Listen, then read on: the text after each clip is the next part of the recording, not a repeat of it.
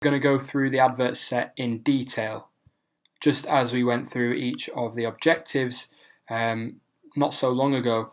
We will go through the advert set, and I'm going to show you a couple of tips and tricks that you can utilize to save money and not waste money on particularly placements that are just a waste of money, pretty useless, and don't really help. So you're going to need to click a conversion objective. I'm going to go with a campaign objective. Sorry, I'm going to go with conversions.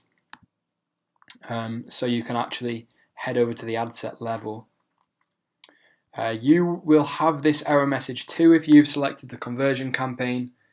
You need to have a conversion pixel installed if you do want to run conversion ads. We will discuss this later in the course. It is called, the section that we do this is called Facebook Pixel for Shopify and e-commerce. So head and watch that if you haven't already, or if you want to know about that. You can skip and go and watch it now, or watch it later. So in this first part of this section, we're just going to discuss the advert set name. As I have done previously, I suggested you start with the product or service that you're selling,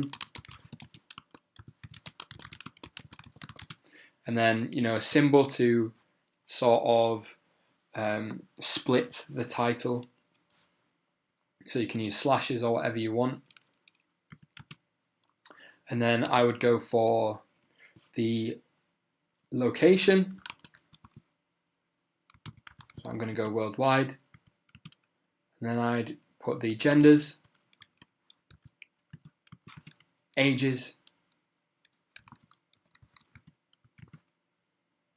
and then if I'm showing it on a specific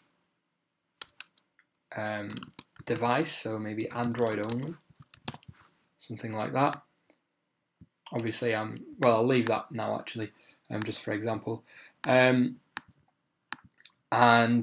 also you may want to add in something about the interests that you're targeting, because you can target interests here, or behaviors or demographics. So it could be I could be targeting travelers or digital nomads.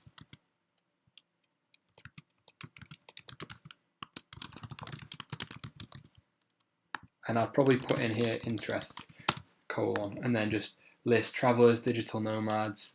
Or I could put travel magazines. So we'll use this as an example in this section. So I'm going to sell my Udemy FB ads course. I'm going to target worldwide. I'm going to target male and female, these ages, this device only, and my interests are going to be travel magazines.